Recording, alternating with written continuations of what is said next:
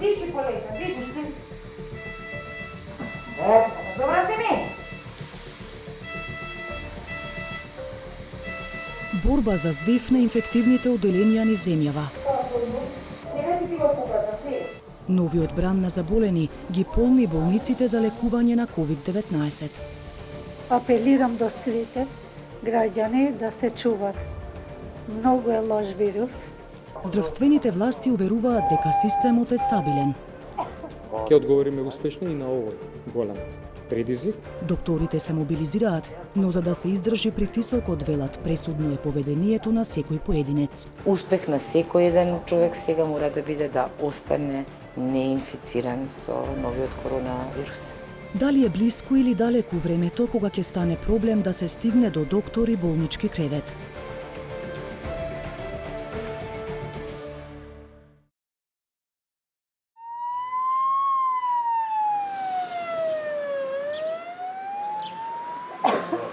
Диши. Одлично. Ајде, кашлај. Добро. По една недела на кислородна поддршка, Ѓултен Идризи конечно дише самостојно. Добро се чувствуваш, а? Не можеше ни да дишу, и температура, и се. Ни да збору. Од вчера почнала сам да збору. Пред да заболи од коронавирусот, и таа била дел од тимот на Кумановската болница. Многу е лош вирус. Да знае, и ја не сам верувала. Медицинско лице сам, работа у болница овдека. Од вчера фала на доктори прво и на сестрите. Многу не гледат, многу не чуват. И апелирам до свите да се чуват дистанца и маска. Но сите ја немаат незината среќа брзо да почнат да закрепнуваат. По новиот бран заболени, просторот во инфективното оделение во Куманово е се потесен. Ајде, сега однапред. Диши. Млади и стари, повеќе и помалку болни. На секој агол се води битка за здив. Страничка положи. Ето така. Освен што е тешко да се биде во ова униформа, тешко е да се работи со пациенти кои навистина имаат средна па и тешка клиничка слика. Голем процент од овие пациенти се на кислородна поддршка. Голем од овие број на пациенти се со бројни коморбидитети. Дополнителен проблем е што болницата нема централен довод на кислород, па и боците со чија помош дишат пациентите мора да бидат под постојан надзор и да се менуваат. Лекарите што го прележаа вирусот се враќаат на должност. Меѓу нив е и Даниел Трајановски, кој верува дека се инфицирал при обид за реанимација на пациентката, која беше запишана како прва жртва од коронавирусот во земјава. Сите што бевме на реанимација, можам да кажам дека сите излеговме позитивни. Сега кога се присеќавам на тој момент и таа слика пред мене, каде што даваме сите напори, меѓутоа не можеме да ја спасиме пациентката, е навистина трогателно, значи за сите нас. Додека едни под исклучително тешки услови за работа се борат за животот на оние што се сместени во болницата, други примаат на преглед нови пациенти со симптоми на коронавирус.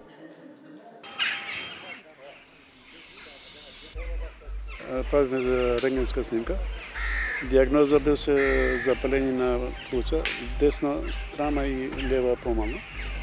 И сега чекаме резултати од крвна слика. Болницата во Куманово, која беше најсилно погодена од првиот бран, се уште кубури и со простори со кадар. Напливот на нови пациенти од почетокот на јуни дополнително го отежна планот за ротација на кадарот. На ниво на цела болница 10% од персоналот беше инфициран, што не е мала бројка. Замислете ги и контактите кои што во исто време беа отстранети. И друго нешто, ние по соуредба на влада моравме да ослободиме дел од персоналот затоа што имаат диагнози заради кои не треба да бидат присутни на работното место, па тоа додатно ни ја отежнуваше работата. Значи, намален персонал по секој основ. Инфективниот оддел во Кумановската општа болница во моментов е речиси целосно исполнет. Доколку има потреба во поголемите соби, може да се донесе само по уште еден кревет. Освен во инфективното одделение во Куманово, Борба со COVID-19 се води и во неколку други болници низ различни градови во земјава. Но најтешките случаи, односно пациентите кои имаат и други сериозни заболувања или пак се во тешка состојба поради самиот вирус, се носат во Скопје.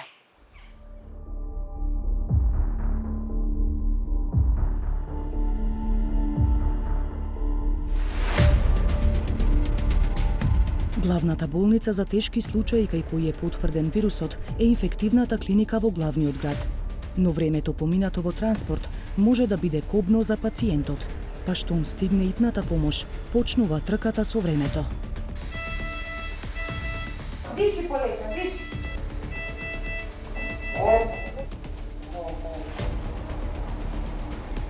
Најтешката борба се води на првиот кат, каде е одделот за интензивна нега. Оние кои закрепнале велат, никому не му посакуваат да го доживее нивното искуство. Да се пазат што повише. Вирусот не е некоја игра, туку е стварно вистински постои. Според директорката на клиниката, причина за смртта кај половина од заболените е што предоцна се јавиле на доктор. Стевановиќ тврди дека секој што има итна потреба од лекарска грижа ја добива, но апелира да се почитуваат правилата и луѓето навреме да се јавуваат кај матичниот лекар. Секако пациент со развиена симптоматологија се упатува во здравствена институција. Само ние денеска сме имале многумина такви, кои имаат сериозна развиена клиничка слика и денеска побарале да бидат тестирани. Секако се проследува здравствената состојба, тестот оди паралелно и се трудиме таквите, секој ден таков пациенти да го згрижиме. Меѓутоа, тоа значи растурање на системот што сме го поставиле. Тоа значи намалување на капацитетите, тоа значи избивање од патот. Се тоа успорува, комплицира и го растура системот. Капацитетот на инфективната клиника во моментов е речиси целосно искористен. По одминатата недела во функција е ставена и помошната монтажна болница. Проблеми со ресурсите пред се со кадар има и во вториот најголем центар во главниот град, болницата 8 септември. Дневно таму се примаат и по 20 пациенти болни или сомнителни на COVID-19, кои имаат потреба и од други лекарски интервенции. А освен во Скопје, капацитетите се полнати во другите инфективни одделенија низ земјава. Во моментов за борба со COVID-19 во Скопје на располагање се 110 кревети на инфективната клиника, 70 легла во монтажната болница, 360 кревети во 8 септември и 75 легла во болницата во Козле. Во Тетово предвидени се 100 легла за пациенти заболени од вирусот, во Битола 50, во Штип и Велес по 35, во Охрид 25 легла, Куманово 21, Кавадарци 16, Прилеп 25 и во Гостивар 18 легла. Денешната состојба со слободни кревети е следна. Во Централната болница инфективната клиника во Скопје пополнети се 85% од просторните капацитети. Затоа и полека се полни монтажната болница, каде пополнетоста е околу 17%. 8 септември е пополнета со 44% од капацитетот на легла, а болницата Козле, која што туку почна да прима пациенти, има зафатеност од 1%. Во Тетово зафатени се 11% од креветите, во Битола 70, во Штип 57, во Велес 46%. Во Охрид капацитетот е речиси исцрпен со 96%, како и во Куманово со 86%. Додека во Кавадарци ковид центарот е речиси подготвен, но засега е празен. Во Прилеп исполнетоста е околу 40%, а во Гостивар 55%. Или сумирано, од 940 легла ставени на располагање во моментов, зафатени се 411, или речиси 44%. Сепак оваа статистика може лесно да залаже, бидејќи сите центри не се еднакво опремени. Например, во голем дел нема централен систем за кислородна поддршка. Уште поважно, најголемиот предизвик е што за лекување на овие лица потребни се цели медицински тимови, кои веќе недостасуваат. Се работи за вирус кој што е чудовиште, кој што само може би влегува преку дишниот пат, а во суштина нема орган кој што не го засегнува, почнувајќи од срцето, како на директна врска белите дробови срце. Понатаму продолжувајќи на црниот джигер, панкреасот, бубрезите, мозокот со голем број на компликации, така да потребна ни е сериозна поддршка од аспект на недостиг на кадар, кој што веќе и се, да кажам, е преморен, И бројката на пациенти е презахтевна да може да се одговори со овој кадар. Министерството за здравство верува дека системот за ротација на докторите ќе функционира и дека со помош на медицински лица од другите одделенија, како и со поддршка од кадарот и просторот во приватните клиники, успешно ќе се амортизира ударот од новиот бран на заболени. Сепак, медицинските лица се согласуваат дека ниту еден систем не може да издржи ако нема поддршка од граѓаните и потсетуваат дека за лекарска помош чекаат уште илјадници други што имаат проблеми неповрзани со COVID-19. Не е фер да некој со неверувањето и непочитувањето на мерките загрозува туѓо здравје. Никогаш не знаеме кој може да биде пациент. Може би токму оние кои што не се придржуваат на мерките ќе имат некој свој близок, верувам дека тогаш малку поинаку ќе размислуваат, ама никому не му посакувам такво нешто.